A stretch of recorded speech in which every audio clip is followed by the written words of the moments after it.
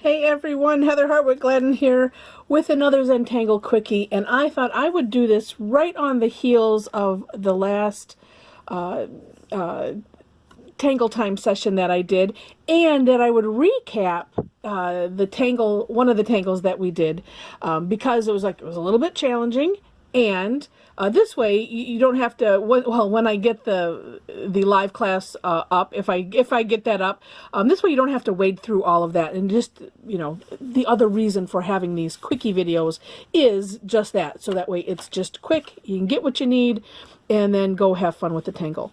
So I'm going to do this divided heart, and this one starts off with a jagged line. And let's make sure you can see my pen here. Let me do this. I'm gonna do my 4 little corner dots just because I don't want to go all the way to the edge. That's kind of hard. Well, although, yeah, going to the edge or going to the edge of a pencil line, does it make much difference? No, not really. Not really, but sort of. In my mind, anyway. And this one, I'm just gonna go ahead and I'm gonna start this. Right here. All right, so a nice jagged line. I'm going to try to draw mine big. And we talked about the fact that, you can play with how wide they are, how far apart, or how narrow you want them. This is just one of those things to play with. Then, so following the step outs themselves, this is the way it goes, is to do this jagged line and then a second jagged line. Now we did talk about maybe another option is to, because the next step is we would put two curved lines here to make the top of the heart. And so that's kind of a thought. You could maybe rearrange the step outs. I've done that before, or added things in that I felt I needed, so that way I could do the tangle and have it come out and make it a pleasing experience. But I'm going to do it. I'm going to follow the way she did the step out. And so I'm drawing my second line, but what I've been doing is kind of starting with lining up these 2 points. And you want to have enough distance so that way you can create these 2 curved lines here to make that heart topper. Because if it's too narrow, then it kind of goes a little bit flat.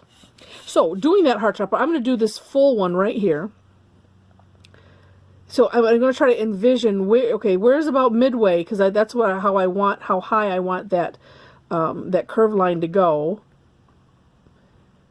And then also I guess I did all right, because you want to also line up, so one curved line, kind of make it half of, what this V is, because we're going to draw a straight line down, and you want to have that line up. And then this is going to be a partial, and that one's going to be a partial. Now, flipping the tile, doing the same thing. Now, I think if you find this on tanglepatterns.com, she put the divided line in right now. I kind of leave it to the end because I didn't see a point necessarily in doing that, and I kind of like to do and repeat one step at a time, because it's kind of like once you're in the groove of it, it's nice to just continue. So here I've done that. It's also kind of nice to, like I said, have that dip down so it makes it more hearty looking. And then this, of course, is just a partial, as you can see. Now I am going to, this side, because I went right to the edge. If I was drawing the curve line, I'd go here, but I'd have that little dip there, and it would end up there. This one, same thing, and there we go. This side, I do have room, but I would probably, this corner would be up here. So I'm just going to draw the curved line.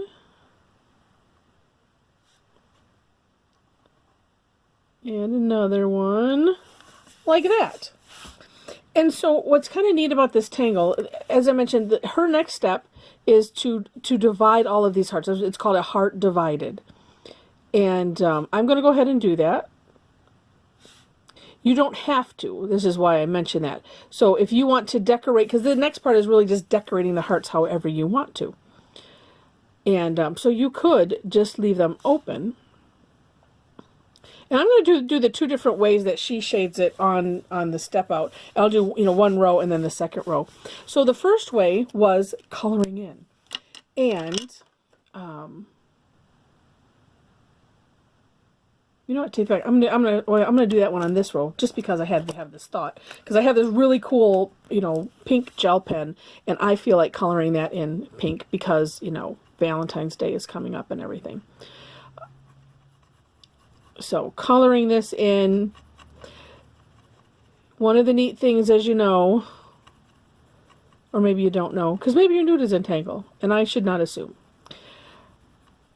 If things have kind of gone a little sideways or you're not happy with something, now it's not going to work for me coloring in with this color, but if I was coloring in with black, with the color that I used for drawing the lines, coloring it in, you can kind of nudge, if nudge, like also if say maybe this was not so right, you can, as you're filling it in, you can just kind of stretch it a little bit and reshape things as you find it necessary. So, and maybe I'll color in those other two. I don't know. You know what? I kind of like the idea of just doing one color because that's kind of cool. And so the other ones, I'm going to color in with black. I was also thinking, so for those that were on either of the sessions, this one caused us the most challenges because it is a rather challenging tangle. And so I thought, oh, you know what? Let's just do this recap so that way, because if you kind of get something like I get, it's like you just get obsessed with it. It's like, no, I want to get this right. I want to get this so it feels good, and practice just different things than you can. Now on the other side, so they colored in one, and then flipping the other side. Now if this was a full pattern, this would be the heart.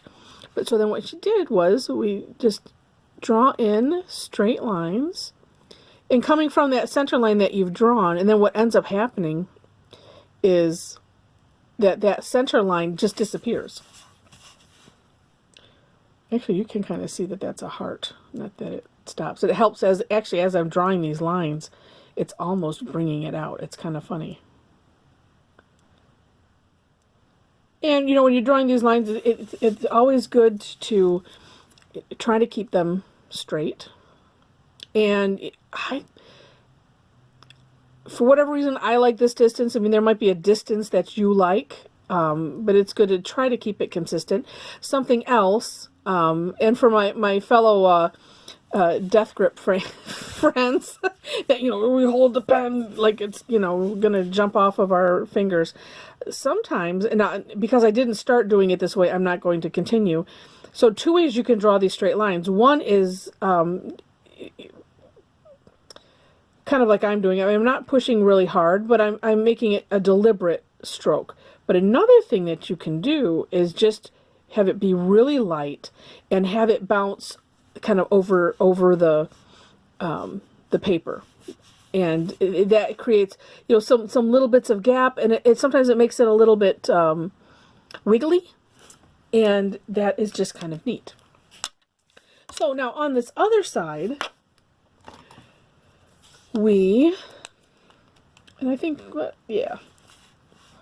other side was the second way that she decorated these was essentially to aura. You know what? And I'm not going to use that because I already used 01. I should continue with the 01.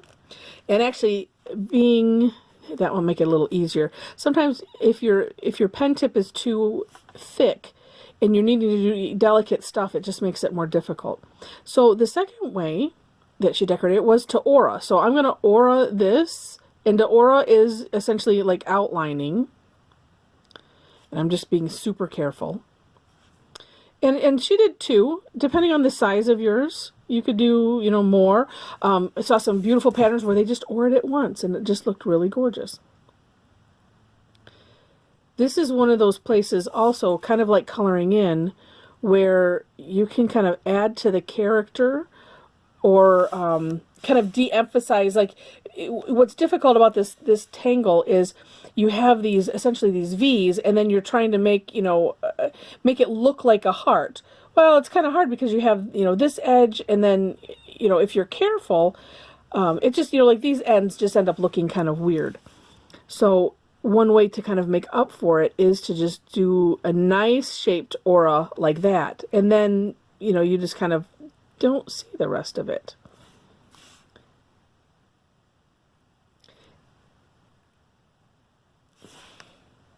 And it looks cool. Then this one was neat because we're going to do the same thing on the opposite side. So just, you know, auraing a little bit. And again, sometimes with this one, sometimes I do both on the one side and then I go do the other side. I do try to match up these lines. So like here, so it's like at least I try to start and then finish in at least relatively the same area. And it's sometimes helpful. I don't like the way my tile is turned for me to see it at the moment. This is one of those where you just have to find what works for you. Okay, I'm going to try it this direction. Because that just, it was really weird because it just like felt really uncomfortable. I'm like, this is not working out right. And because my, my border line is right here, I'm going to, as if it was there. Okay, this one is a little bit easier because actually, my straight line would go right there. And then my aura, and aura. And this one just has a neat... Oh, I like this one better than anything I've done earlier. That's so cool. And actually, I think for this one, I'm going to... No, I'm going to shade... I'm just going to use the graphite here. And I'm going to shade in these little diamonds.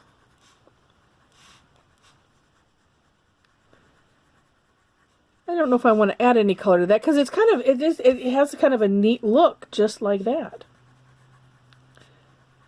And then use the tortillon and spread that out, and it makes just for a really nice gray, just being careful not to get it into your pattern where you don't want it. And voila, like that.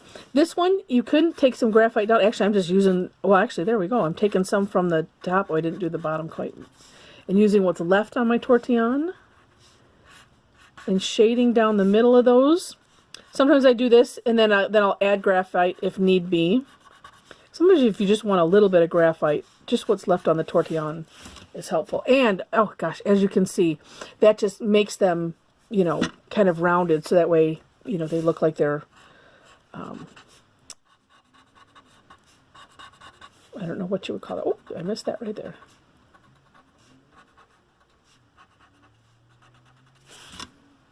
Yeah, it just kind of makes for a wavy heart. It adds that dimension, which is just really neat. And yeah, and that is our divided heart. Thanks for joining, and leave some comments in the comment section below, like, share, and all that. And thanks for tangling along. Have a good one. Happy tangling. Bye bye.